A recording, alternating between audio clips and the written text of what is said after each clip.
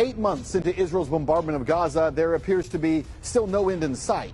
We've been taking a look at what happened on October 7th during the Hamas terror attacks. And part of looking at that day requires some uncomfortable realities. Here's one. During the October 7th attacks, what did the Israeli military do?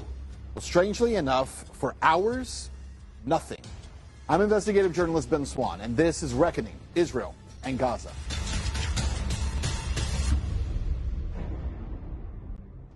Before we dive into the evidence that suggests there was some type of military stand-down order on October 7th, it's important to remember that Israel is just slightly bigger than the size of the state of New Jersey. But for some reason, once the Hamas attacks began, the time it took the Israeli army and rescue teams to arrive, fight, and rescue Israelis at the different kibbutz communities and sites being attacked, well, that ranged anywhere from 4 hours to more than 20 hours. Even the New York Times has reported, quote, thousands of soldiers were less than 40 minutes from the towns that were under attack. So why did it take so long for help to arrive? For example, kibbutz Be'eri was under siege by Palestinian militants beginning around 6 a.m. That was the morning of October 7th. A video that Israeli media obtained from an army helicopter, corroborated by Israeli survivors, proves that there were more than 500 Israeli soldiers directly outside of the kibbutz entrance, fully armed with Humvees and tanks, but not until 4:30 in the afternoon. That's 10 hours after the attack began. It took 10 hours for those soldiers to show up, but it gets stranger because the first rescue mission wasn't actually underway at kibbutz Be'eri, again, according to Israeli media, until almost 7 p.m. That's 13 hours after the attack began. Atzival, a survivor of the Be'eri attack, described to Haaretz, quote, 500 soldiers stood outside with equipment and vehicles. I remember yelling at them, we're being slaughtered, come in, save us. And no one said anything. So why? In our last episode, we discussed the Nova Music Festival. We showed you that the party was approved last minute, despite multiple warnings of a violent incursion from Gaza.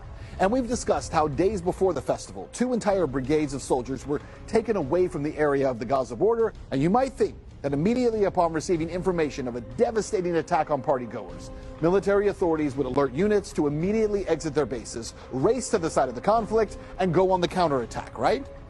But that's not what happened.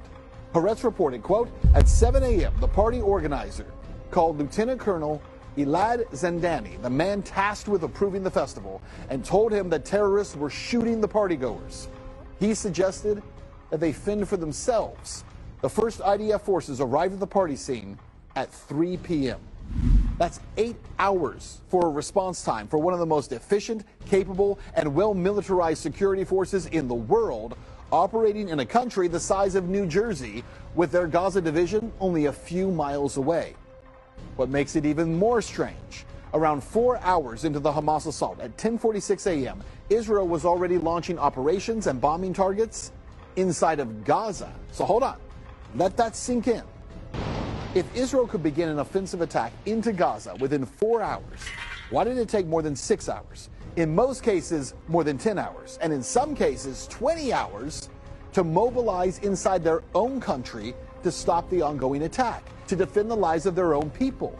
Jonathan Pollard is an Israeli-American. He's a former National Security Agency employee. He served 30 years in federal prison for giving classified information to Israel.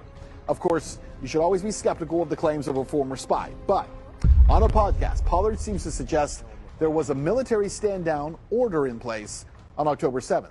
And considering all the evidence, it makes sense. I had friends who were helicopter pilots, attack pilots, who were sitting in their cockpits ready to take off, fully loaded, ready to stop them at the fence. They didn't get their orders for 6 hours. They could hear it. They could hear the fighting.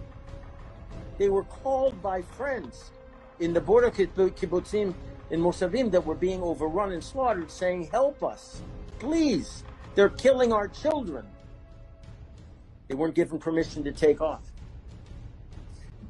That will haunt my friends for the rest of his life. The New York Times quoted Ben Zion, an Israeli military reservist who spoke to Israeli media. He said his unit voluntarily left central Israel in a convoy at 1:30 p.m. They got together and they left for the south on their own.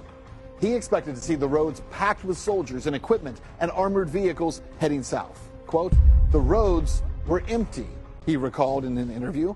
Roughly 7 hours into the fighting, he turned to the reservists next to him and asked, "Where's the IDF?" Now, we've thrown a lot of information at you here, so let's sum up the timeline. At 6 a.m., Hamas began their violent assault on southern Israel by launching hundreds of rockets and then breaching the border. At 10 a.m., the Israeli defense minister announced that Israel is at war.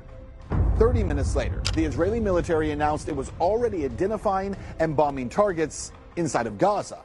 And from there, it took anywhere from 4 hours to 10 hours for army units to arrive, and then sometimes another 4 hours to 10 hours for them to actually engage the militants and begin to save Israelis.